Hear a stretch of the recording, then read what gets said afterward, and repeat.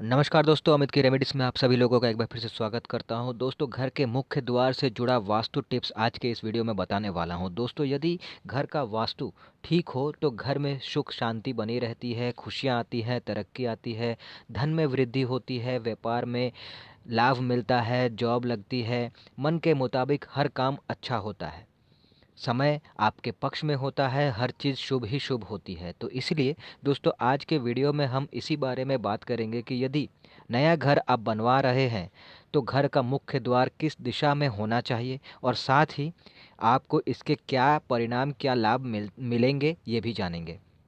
सबसे पहले बात करते हैं, जो ध्यान देने की ज़रूरत है वो है कि घर के मेन गेट के सामने आपको डस्टबिन नहीं रखना है।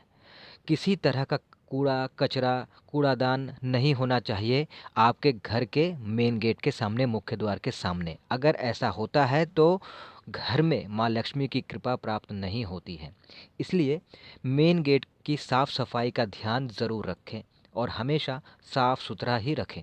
साथ ही यदि मेन गेट पे किसी तरह की, किसी चीज़ की कोई छाया पड़ रही है, जैसे पेड़ की छाया है या किसी और तरह की किसी चीज़ की छाया पड़ रही है, तो कोशिश करें उस छाया को ना आने दें। ऐसी व्यवस्था करें कि वो छाया आपके मेन गेट पे ना पड़े। अगर आप वो कोशिश कर पाते हैं, सपोज़ कीजिए कि अगर किसी पेड़ की ही छाया पड़ रही है तो आप तो उसे कटवा के हटा सकते हैं ना। तो इस तरह की चीज़ें आपको ध्यान देनी है ताकि आपके मेन गेट पे धूप आ सके, छाया ना आए। ऐसा करने से घर में सुख शांति आती है, घर में वृद्धि आती है।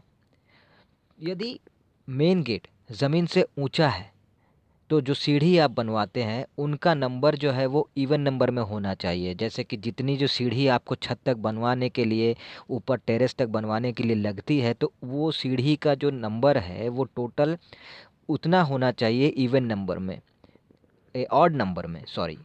जैसे कि 1, 3, 5, 7 इस तरह के ऑड नंबर में आपको बनवाना है। इवन नंबर जैसे कि 2, 4, 6 ऐसी संख्या में आपका सीढ़ी नहीं बनना चाहिए। मतलब टोटल जितने भी सीढ़ी आप बना रहे हैं, सीढ़ी का जो संख्या है वो इवन नंबर में ना हो। आपको ये ध्यान देना है, ऑड नंबर में हो।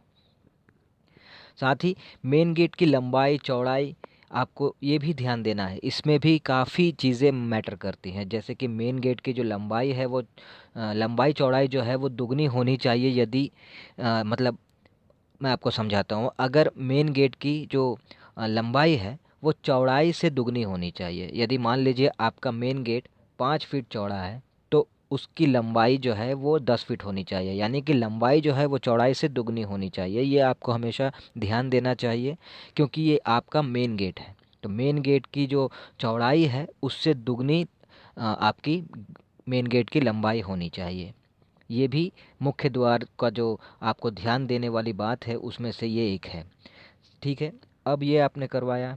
साथ ही अगर आप ऐसा करते हैं तो इसका क्या फ़ायदा होता है? अगर आप ऐसा करते हैं तो घर में धन्य धान सुख शांति की कमी कभी नहीं होती। घर में माँ लक्ष्मी की वास हमेशा बनी रहती है, हमेशा। अब बात करते हैं कि घर की जो मेन गेट है, जो मुख्य द्वार है, वो किस दिशा में होने से आपको क्या फल मिलता है, क्या फ़ायदा होता है, क्या शुभ होता है।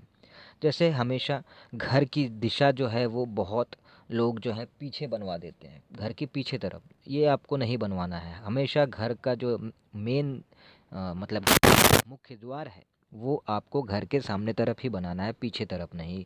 अगर पीछे तरफ आप बनाएंगे तो नेगेटिविटी आएगी, सामने तरफ बनाएंगे तो पॉजिटिविटी आएगी घर में। तो कभी भी घर का मेन गेट जो है वो पीछे तरफ ना बनाए घर के।